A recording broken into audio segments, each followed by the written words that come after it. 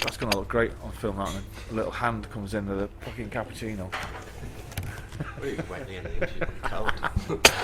Get him, game on film!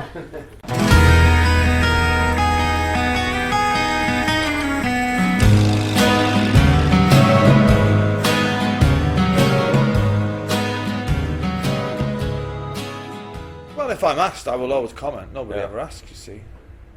I would make a fabulous Prime Minister, that's no question of that. But there is no such thing as politics anymore, because there's just one, there's no left or right in England anymore. It's just one economic political party that's all run for big business. It doesn't really care about society. Because if politicians really cared about the society that we lived in, those fucking idiots that have been smashing up shops for the last 3 nights, they wouldn't exist. Do you know? I don't mean they'd have been killed at birth, but what I mean is they would have been better educated, and that's not offering an excuse for them why they did. And in the second instance, they will be fucking punished fairly and squarely. Do you know what I mean? But what's going to happen is there won't be any rioting tonight, or there might be a little bit, and then in a month people will forget about it, and then people who've been arrested by the police will get let go free, and life carries on, which is bullshit.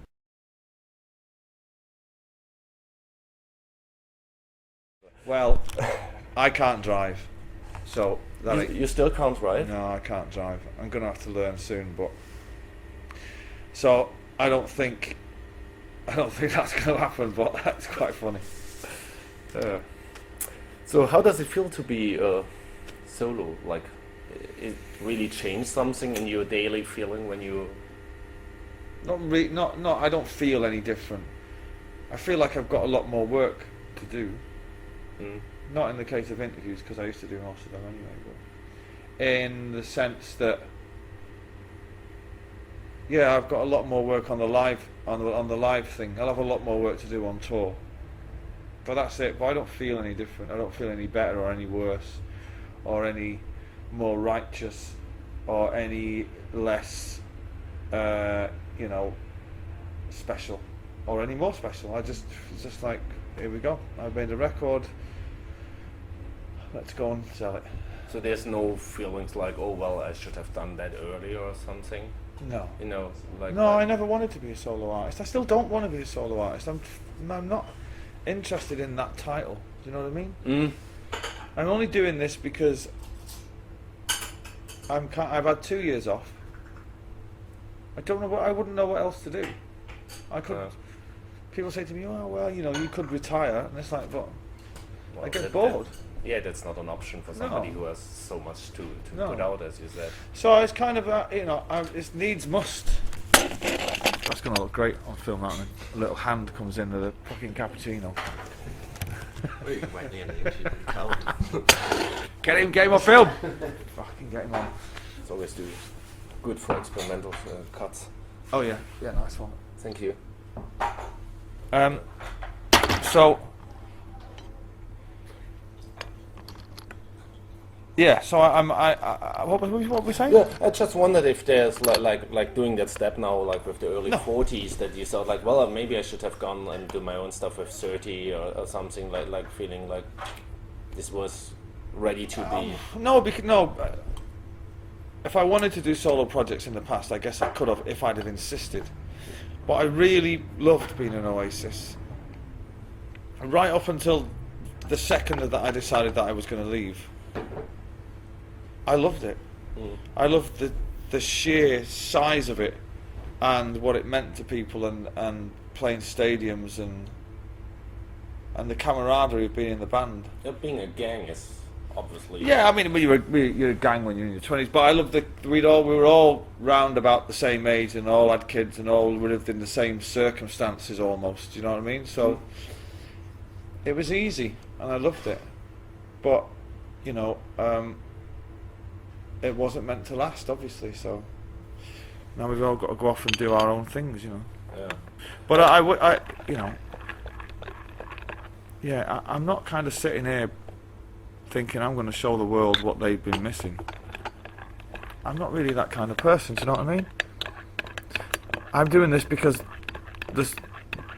I'm doing this because I believe in the songs, and I think people should listen to them because I think they're really good. It's really that fucking simple. That's a good reason. It's not like, you know, when people usually go solo, they're always like, oh, I'm fucking, the spotlight's now on me and I'm going to show people. I don't like that. I had every outlet I ever needed was in Oasis. But how will you do that when you play live? Because obviously you, as you said, you didn't want to go for the big spotlight always. I don't know. It's going to be quite strange for me. I've only been rehearsing as a frontman for 2 days. Okay. Yes, Monday and Tuesday this week. That's the first time I rehearsed. I didn't like it. I don't like being in the middle. I've spent 20 years being on one side of the stage, looking that way at the band and watching what's going on. Now I've got a face, and I can't see what's going on behind me. I don't like it. And you have any idea how you will solve the problem?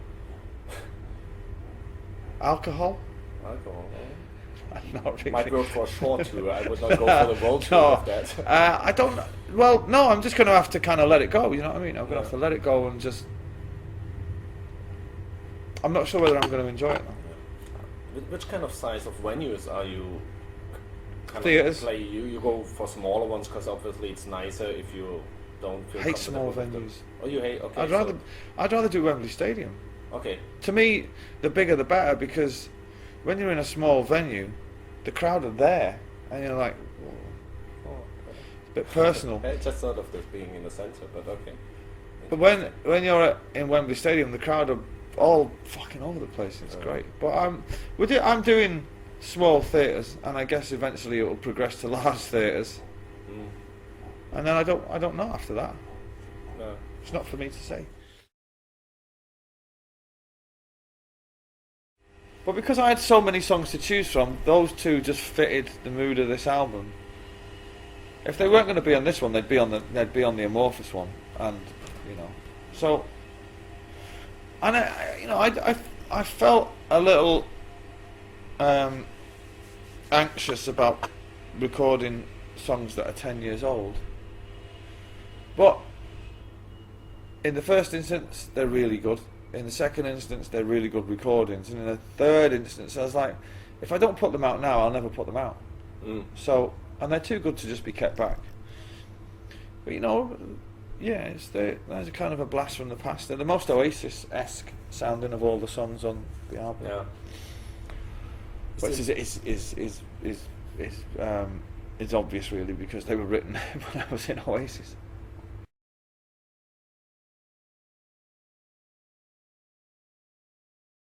When I listened to that album, the master plan of all the B-sides, that should have been the third album. That should have been our third album. But you know, I All Morning Glory and Definitely Maybe was written before I had a record deal, virtually. So I didn't have any more songs. So when we were doing those singles, it was like, we need 2 B-sides, and I was like, wow. So I was just writing songs, you know. I didn't realise that the level of greatness is going to drop. Yeah. But there you go. I mean, they're there, as long as they're out there. Maybe you should have opened the songwriting the band perspective in that years for the B-sides. Yeah. But then again, Bonehead and Griggs and Liam and whoever else was in the band at that time were not interested, not in the slightest bit interested in writing music. If they'd have said, I've got this song, I may have listened to it.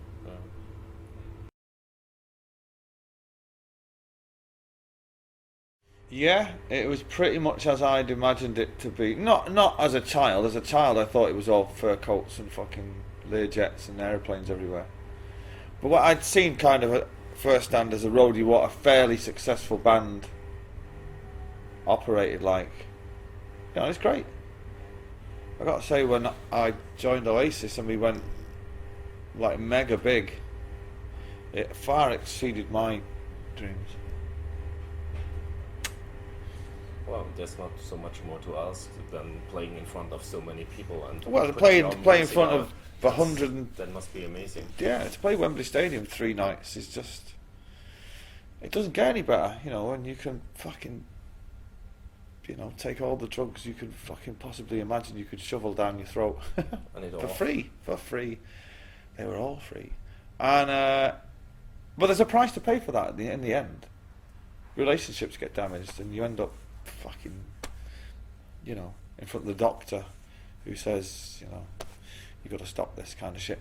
And yeah, so there is a price to pay for all that, but it doesn't stop you living the dream at the time. Didn't stop me anyway.